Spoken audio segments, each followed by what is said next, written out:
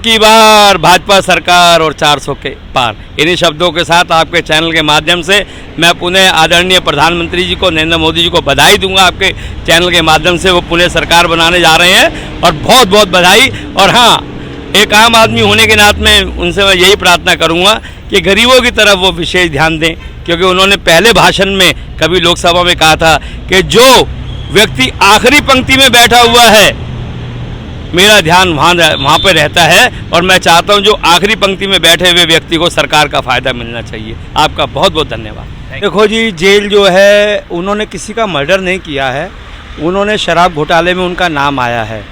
और देखा जाए तो शराब घोटाले में कोई एक दिन में ये मसला नहीं हुआ, और इतने दिन से जो मसला ये था उसके ऊपर संज्ञान जो है हाई कोर्ट के आदेश के बाद लिया गया, क्योंकि 9 सम्मन देने के बाद भी जब केजरीवाल जी पेश नहीं हुए तब हाई कोर्ट ने ईडी को फटकार लगाई और ईडी ने उसकी एवज में फिर उनको अरेस्ट किया।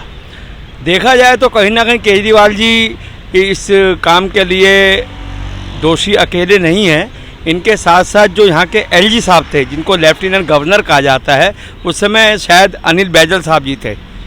तो बिना अनिल बैजल साहब जी के सिग्नेचर के जो टेंडर थे या फाइलें थी वो उस समय कैसे पास हुई? एलजी साहब जी कहाँ थे उस समय? एलजी साहब जी को भी तो नाम आना चाहिए या नहीं आना चाहिए?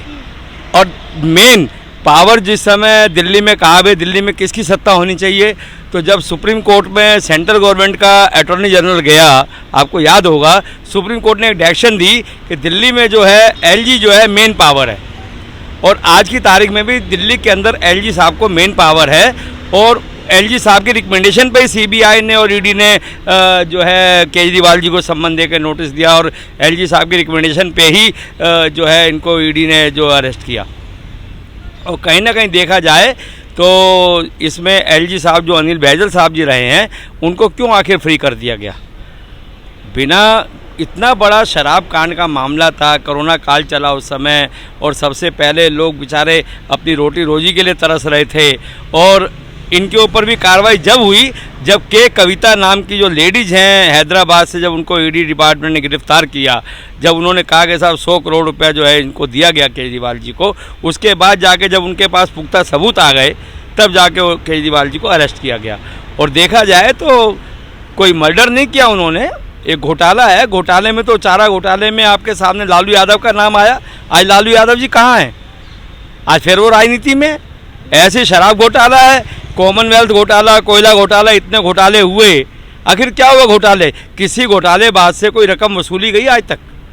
सरकार ने किसी घोटालेबाज से कोई, हाँ, पनिशमेंट के नाम पे उनको 2, 4, 4 साल, 6 साल की सज़ा दी गई, पर किसी घोटालेबाज से रकम जो है वापस नहीं आई। आपके सामने ही मालूम होगा आपको, ललित मोदी जो आईपीएल का घोटालेबाज इंग्लैंड में बैठा हुआ है, मेहुल चोकसी, ये वो नाम है। इसके साथ साथ में एक वो नीरव मोदी, मेहुल चोकसी, ये वो विजय माल्या जैसे लोग जिन्होंने अरबों रुपया देश का ले गए। एयरलाइंस बनाई थी विजय माल्या ने, आज कहाँ है पैसा? आपको मालूम होगा, एक आदमी जरूर इनके हाथ में लगा, जेट एयरवेज का वो जो था उसका नरेश गोयल, जेट एयरवेज के जो मालिक थे नरेश गोयल जी, वो इनके हाथ में जरूर लगे, और उनको भी अब शायद पैरोल दी गई है। उनकी जो तबीयत है वो बिगड़ चुकी है। क्या केजरीवाल के आने से दिल्ली में कोई अच्छे बदलाव? नहीं, कोई बदलाव नहीं हुआ। आपके सामने टूटी फूटी बसें जा रही हूँ, देखिए सामने टूटी फूटी इन बसों की क्या हालत है।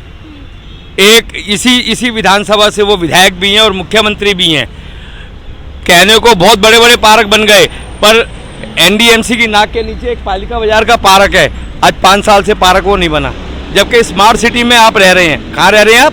स्मार्ट सिटी में, और स्मार्ट सिटी के नाम पे अरबों रुपया फाइलों में खर्च हो चुका है। हुआ है कि नहीं हुआ? मैं नहीं कहता, मीडिया को भी मालूम है। तो केजरीवाल के तो आपको काम नहीं पसंद आ रहे, जो मोदी जी के 10 साल हैं? केजरीवाल जी के काम जो पसंद थे, वो कह रहे हैं हमने फ्री बसें दे दी। मैं बताना चाहूँगा कोई फ्री एजुकेशन नहीं है जी। बड़े बड़े स्कूल डोनेशन लेते हैं तब जाके आपका बच्चा एडमिट होता है। और उसके बाद अब सुनिए, इन्होंने बस फ्री की, महिलाओं के लिए की, पानी फ्री किया 20,000 लीटर। अगर आपका 1 लीटर फालतू आ गया तो आपको 21,000 लीटर के पैसे देने पड़ते हैं। उसके बाद 200 यूनिट फ्री बिजली की गई।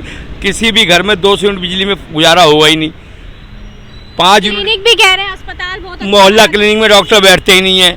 क्यों? क्या आप ये बताओ ना मुझे, केजरीवाल जी जिनको शुगर की बीमारी है, अब पता नहीं कितनी बीमारियां उनको, कैंसर की, पीटी सिटी स्कैन वगैरह, आप ये बताएं किसी सरकारी अस्पताल में, लोक नायक में या किसी में केजरीवाल जी इलाज कराने गए क्या अपना? मैं मीडिया से जानना चाहता हूँ, गए क्या?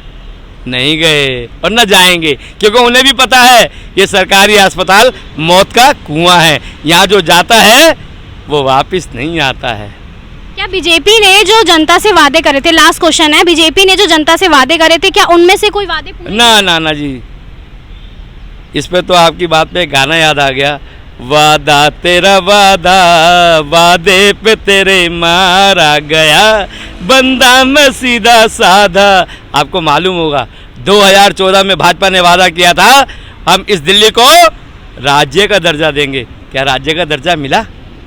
मैं पूछना चाहता हूँ मीडिया से, मीडिया के लोग भी मोदी सरकार से क्वेश्चन करते हुए घबराते हैं, पता नहीं कब किसको बाकायदा मीडिया से निकाल दिया जाए। और सुन वाजपेयी कहाँ है, आशुतोष कहाँ है, मालूम है ना? और अभिसार शर्मा कहाँ पर है, मालूम है ना? वो तो कह रहे हैं हमने फ्री अनाज दिया इतनी। ना जी, ना, ये कोई किसी को फ्री में नहीं देता। आप गांव में जाके देखिए, कह रहे राम मंदिर बना दिया। ना जी ना, राम मंदिर बनाया ना, राम मंदिर भाजपा ने नहीं बनाया। राम मंदिर जो है सुप्रीम कोर्ट की डायरेक्शन से बना है। ये कहावत कहना कि साहब राम मंदिर भाजपा ने नहीं बनाया। राम मंदिर के लिए डायरेक्शन जो है सुप्रीम कोर्ट ने ऑर्डर पास किए थे। आपको याद रखना चाहिए इस बात के लिए, राम मंदिर जो है सुप्रीम कोर्ट के आदेश पे बना है। और राम जो है 140 करोड़ की जनता के लिए भगवान है, आराध्य हैं। उनकी पूजा आज से नहीं हो रही, जन्मों जन्मांतर से हो रही है।